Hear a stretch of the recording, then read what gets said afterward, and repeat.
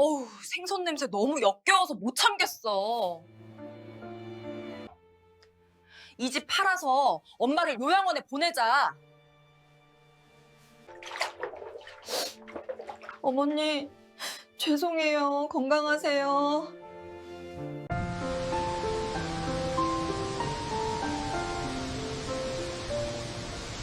서울시장 근처 낡은 주택가. 이곳에는 70평생을 억척스럽게 살아온 김말순 할머니가 살고 계셨습니다. 남편을 일찍 여의고 비린내 나는 생선 좌판을 지키며 아들 둘을 번듯하게 대학까지 보낸 여장부였죠.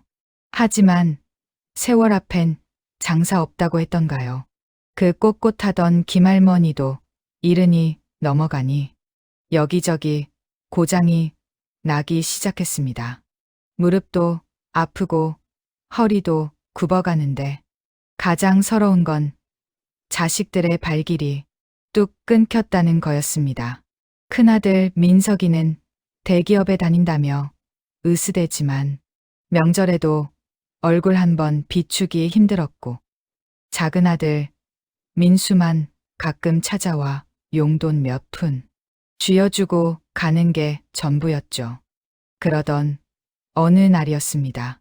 김할머니가 동네 병원에서 건강검진을 받고 나오는데 의사 선생님 표정이 심각했습니다.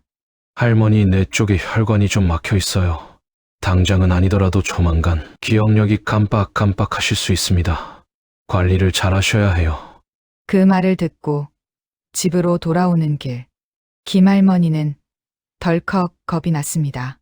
내가 치매라도 걸리면 우리 자식들이 나를 거들 떠나볼까? 평소에도 전화 한 통 없는 놈들인데 똥오줌 못 가리는 늙은이가 되면 고려장이라도 지내는 건 아닐까 하는 생각에 밤잠을 설쳤죠. 그래서 김할머니는 인생을 건 마지막 시험을 해보기로 결심했습니다. 다음 날부터 김할머니는 자식들에게 전화를 걸어 횡설수설하기 시작했습니다. 여보세요? 민석이냐? 밥은 먹었어? 내 밥그릇을 누가 훔쳐갔는데 네가 가져갔냐? 작은 아들에게도 역시 같은 연락을 했습니다. 다음 날 큰아들 내외와 작은아들 내외가 불이 나게 집으로 달려왔습니다. 효심 때문이 아니었습니다. 혹시라도 어머니가 사고를 쳐서 본인들에게 피해가 갈까봐 걱정돼서 온 것이었죠. 큰며느리 지은이는 들어오자마자 코를 틀어주며 말했습니다. 아유, 어머니! 집에서 무슨 냄새가 이렇게 나요? 좀 씻고 사시라니까. 그리고 정신이 없으면 가만히 계시지. 왜 전화해서 사람 오라가라 하세요? 김할머니는 멍한 눈으로 허공을 응시하며 침을 질질 흘리는 신용을 했습니다. 어? 누구세요? 밥 줘. 자식들은 기겁을 했습니다. 거실에 모여 앉은 자식들의 회의가 시작됐습니다.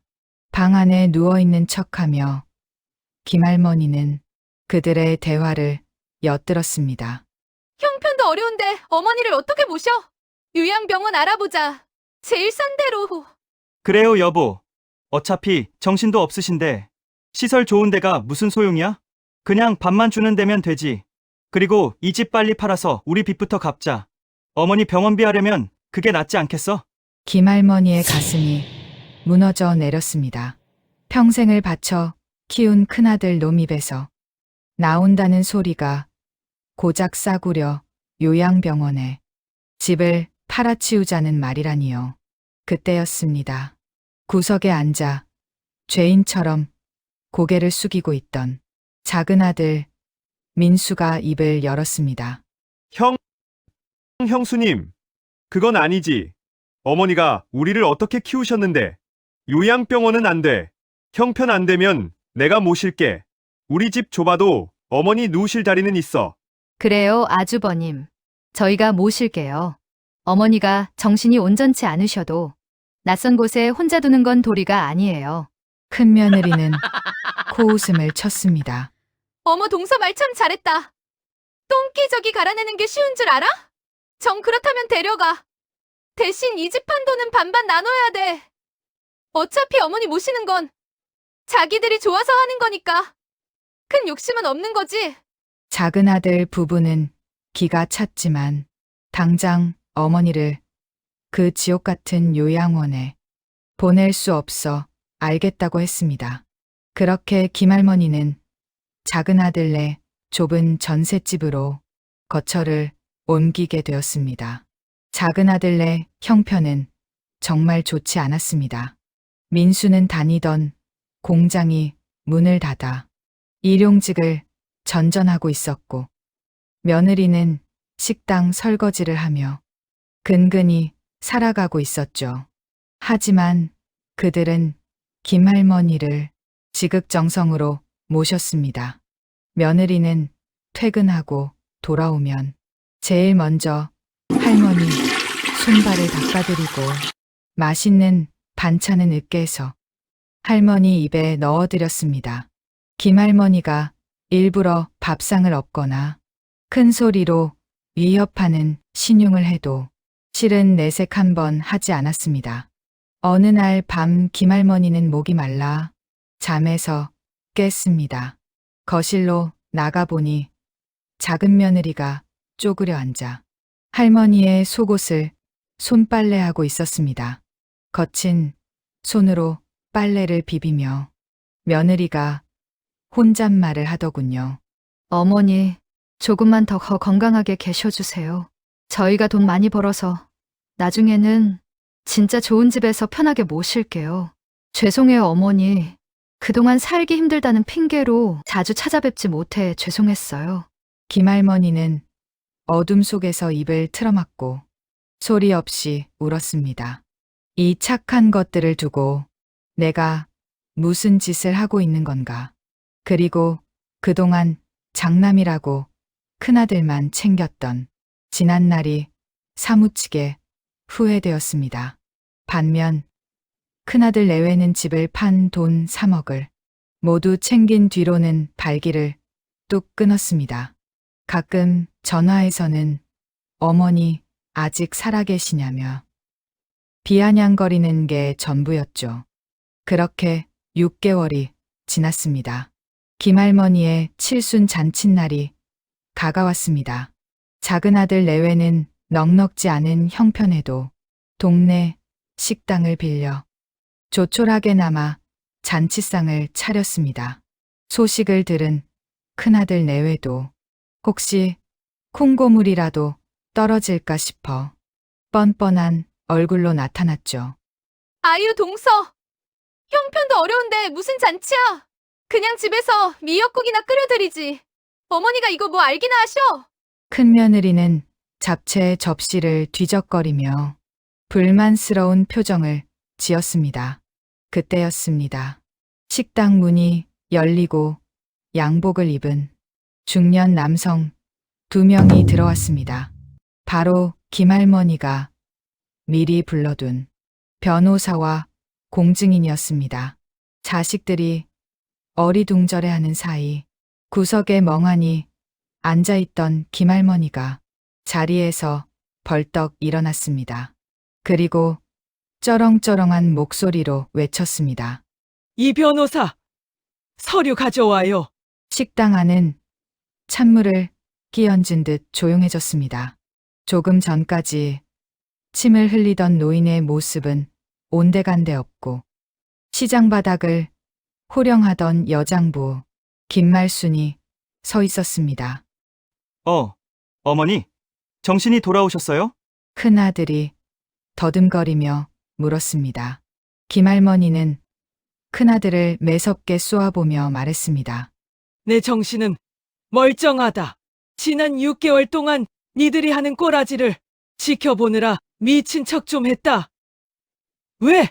내가 빨리 죽어서 사라졌으면 좋겠더냐? 큰 며느리는 얼굴이 하얗게 질려 뒷걸음질 쳤습니다. 김할머니는 변호사에게 서류 봉투를 건네받아 식탁 위에 던졌습니다. 잘 들어라. 내가 젊어서 고생만 한 줄 알았지? 10년 전에 사둔 땅이 개발 지역으로 묶이면서 보상금이 나왔다. 그게 현금으로 20억이다.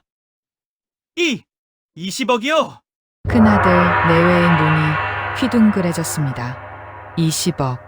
평생 만져보지도 못할 거금이었습니다. 김할머니는 싸늘하게 웃으며 말을 이었습니다. 원래는 장남인 너희에게 절반을 주고 나머지는 내 노후 자금으로 쓸 생각이었다. 그런데 지난 6개월을 겪어보니 내 생각이 틀렸더구나. 니들은 부모를 부모로 보는 게 아니라 돈 나오는 지갑으로 보고 있었어. 할머니는 작은 아들 부부를 바라보았습니다. 눈빛이 금세 따뜻하게 변했습니다. 민수야, 그리고 내 며느리야. 똥오줌 못 가리는 내 수발 드느라 고생 많았다. 너희들의 그 마음이 너무 고맙고 예뻐서 이 어미가 선물을 좀 준비했다. 김할머니는 변호사에게 눈짓을 했습니다. 변호사가 낭독하기 시작했습니다. 김말순님의 유언 공증에 따라 보유하신 현금, 자산 20억 원과 현재 거주 중인 건물의 명의는 모두 차남 박민수님에게 증여합니다. 장남 박민석님은 김말순님의 의사에 반해 취득한 집 한 돈 3억 원을 모두 반환하셔야 되며, 또한 박민석님에게는 어떠한 재산도 상속하지 않기로 하였습니다. 이와 관련된 법적 분쟁을 방지하기 위한 모든 조치를 마쳤습니다. 큰아들 민석이는 바닥에 주저앉았습니다. 큰며느리는 억울하다며 소리를 질렀습니다. 어머니, 어떻게 이러실 수가 있어요? 장남을 제쳐두고 어떻게 이럴 수가 있냐고요? 김할머니는 혀를 찼습니다. 장남? 내 집 팔아먹고 요양원에 고려장 지내려던 게 장남이냐? 내 눈에 흙이 들어가기 전엔 다시는 내 집에 발 들일 생각 말아라. 당장 나가! 할머니의 호통에 식당 안의 손님들까지 박수를 치기 시작했습니다. 잘한다. 속이 다 시원하다. 사람들의 비난 어린 시선에 큰아들 내외는 도망치듯 식당을 빠져나갔습니다. 작은 아들과 며느리는 할머니의 손을 잡고 하염없이 눈물을 흘렸습니다. 돈 때문이 아니었습니다. 어머니의 건강이 멀쩡하다는 사실, 그리고 어머니의 깊은 사랑을 확인했기 때문이었습니다. 그 후로 김할머니는 어떻게 되셨냐고요? 작은 아들이 사준 깨끗하고 넓은 아파트에서 귀여운 손주들의 재롱을 보며 여왕님처럼 살고 계십니다. 물론 20억은 작은 아들 사업 자금과 며느리의 가게 창업 비용으로 요긴하게 쓰였고, 일부는 어려운 이웃을 위해 기부하셨다고 하네요. 큰아들 내외는 그 돈을 탐내서 소송을 건다 만다 했지만 이미 모든 법적 조치를 끝내놓은 터라 변호사 비용만 날리고 빈털터리가 되었다는 소문입니다. 여러분, 효도는 셀프라는 말이 있지만 뿌린 대로 거둔다는 말은 만고의 진리인 것 같습니다. 부모님의 마음을 돈으로 계산하려 했던 어리석은 자식의 최후, 어쩌면 우리 주변에서도 흔히 볼 수 있는 일 아닐까요? 오늘 김말순 할머니의 통쾌한 사이다 복수극 어떻게 들으셨나요? 답답했던 속이 뻥 뚫리셨다면 구독과 좋아요, 그리고 따뜻한 댓글 부탁드립니다. 지금까지 사연을 싣고였습니다.